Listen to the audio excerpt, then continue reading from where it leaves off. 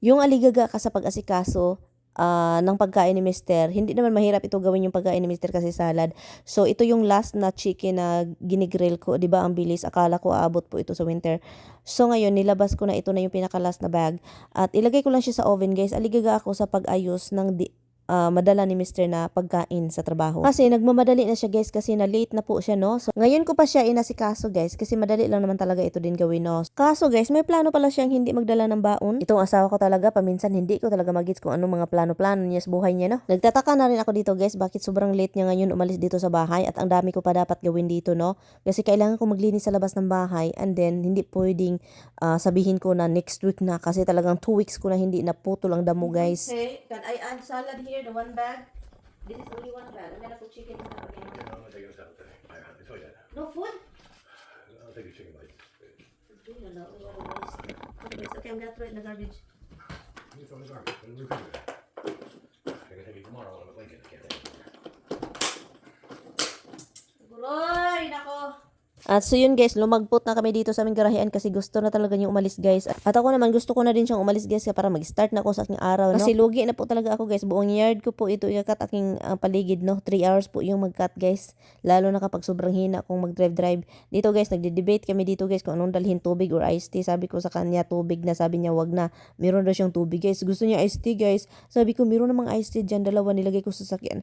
Gusto pa talaga dagdagan. Sabi ko, dong, ang sugar, dong. Grabe kasi itong iced tea, guys, makapag ano ng sugar. Uy, ito asawa ko. Sabi ko sa kanya, i-close mo nga yung ano mo, dibdib mo. Palagi mong dinidisplay ay na mahapak-hapak ta karon dong, charot. But then, so kakaalis lang ni Tami, guys. And tumawag siya, ngayon lang.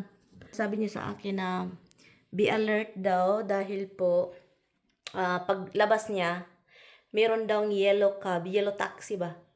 Hinarangan yung aming driveway, nakaharang.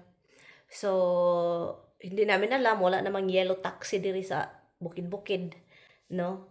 Mostly makikita ka ng yellow taxi nandun sa may mga busy-busy na area, no? Yun siya. Pero sabi ni Tami, be alert kasi I have to cut the grass. And then kapag may taong naglalakad or you can see a cab, a taxi, just go run into the house. Kasi po, nakaano daw, nakatingin dito sa amin, nakatingin sa flag kasi yung flag, if you don't know, I will put the video here. We put the flag down a little bit. We put halfway down. Kasi po, alam niyo naman 'yan, dahil the president said, kung meron kang mga flag, you can put your flag halfway down because of kay Charlie Kirk, no? So sabi ni Tami, it's weird daw. Sabi ko, maybe he's looking for maybe somebody called and then he's looking for the address. Iwan ko lang. Kasi dito, puro naman dito GPS, no? Makita mo man talaga yung address, pero naka-stay talaga siya doon. Sa aming driveway, nakaharang. So when Tami is going out, he run, as in tumakbo, and then he stopped. He stopped somewhere else. Hindi siya nag-continue. Si Tami, kasi patungong trabaho, so bumalik si Tami kasi gusto niyang malaman kung ano talagang ginagawa ng taxi. So bumalik si Tami, pagbalik niya, nakita niya si Tami yung bumalik, nagpaharurot. So kaya tinawagan ako ni Tami kasi I have to be alert daw. Kasi some people, matrigger sila, guys, sa mga simple na bagay lang. Ay, hindi yun. Sa mga simple na bagay, matrigger ang ibang tao when it's against mga ayaw nilang gobyerno, ayaw nila ng religious people, ayaw nila yung may sinuportahan mo yung ayaw nila. Ganyan po yan dito, guys. Kaya natatakot akong maglagay ng Filipino flag kasi merong mga tao na yung mga ayaw nila, yung mga Asian, basta mga Asian, kahit ano, may mga tao na ganoon. Ayaw nila ng itim, ayaw nila ng puti, lahat na lang ayaw. No, may mga taong ganyan, iba't ibang klaseng and then ayaw. Bakit ang kati-kati ng ulo ko?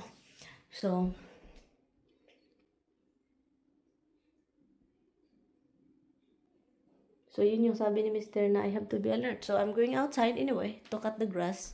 And then after that, if meron akong makikitang mga something, then, I will run inside and get alam nyo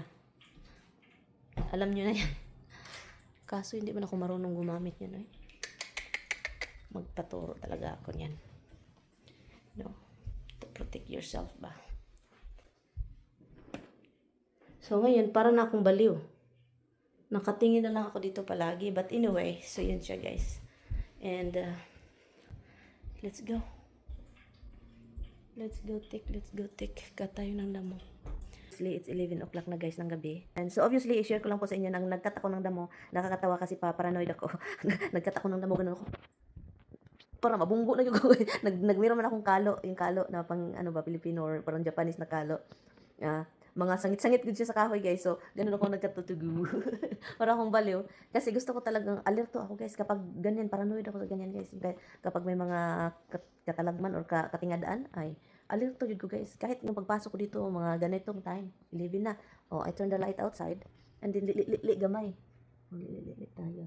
And ito yung problema ko guys. Kasi ito yung cortina is see-through ba? You can see what's inside. So, kung mayroong tao sa labas, makikita talaga ako dito guys. So, malapit na si Tami guys. Hintayin ko lang siya dito. Hindi na doon sa labas. Kasi mayroon siyang dala. Mayroon siyang sorpresa daw. Para sa akin. Tao ba dito?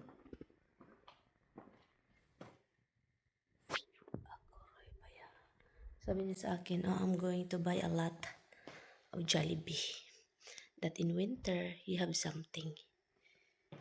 Sabi niya.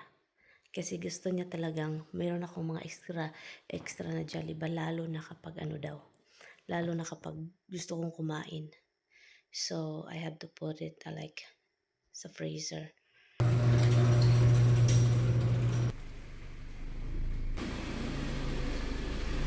Love. It smells Jollibee.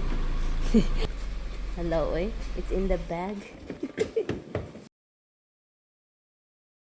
At dahil kakauwi lang ni Mr., unahin muna natin itong kanyang baonan para naman ready bukas. Nasa bag talaga guys, kaloka man ito. Nasira na itong aming counter ba? Oh my goodness. Oh my goodness! What the heck? Your bag is moist. It smells Jollibee. What? Be careful with the upside down my bag. Oh well, that's how you do it. I put it in nice. Put it all. Remember? They're perfect. Thank you, love. Tignan nyo guys, Jollibee na guys. Oh. What? No coffee? Hala, sorry. Sorry, love. Come on, Kramer here. Tatlong bucket ng Jollibee and there's a lot of gravies, guys. This is all spicy. The sun is crying. Kain tayo, guys. This is not what I want.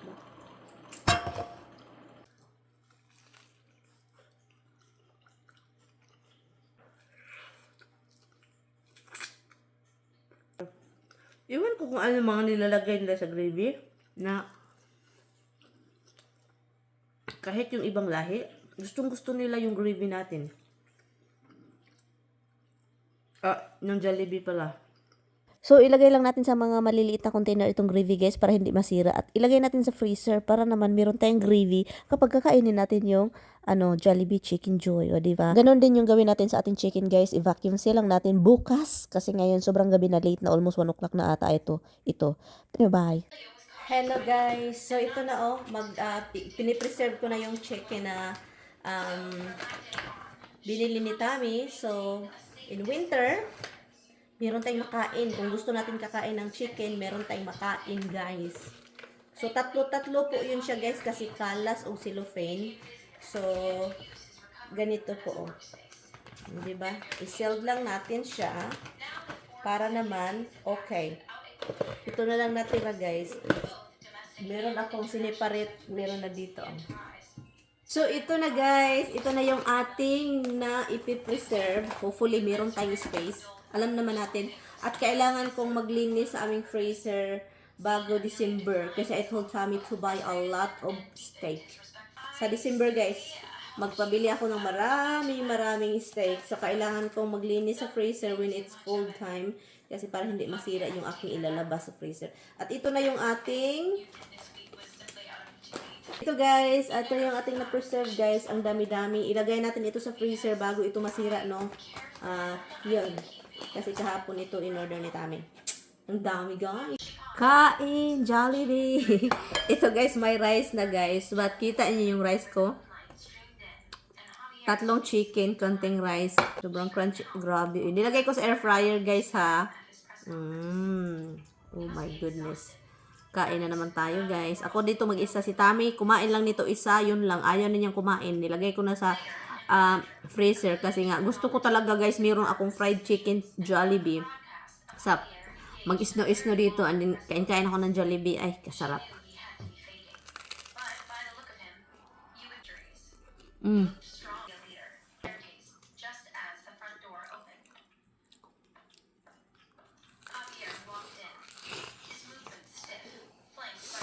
Several staff members.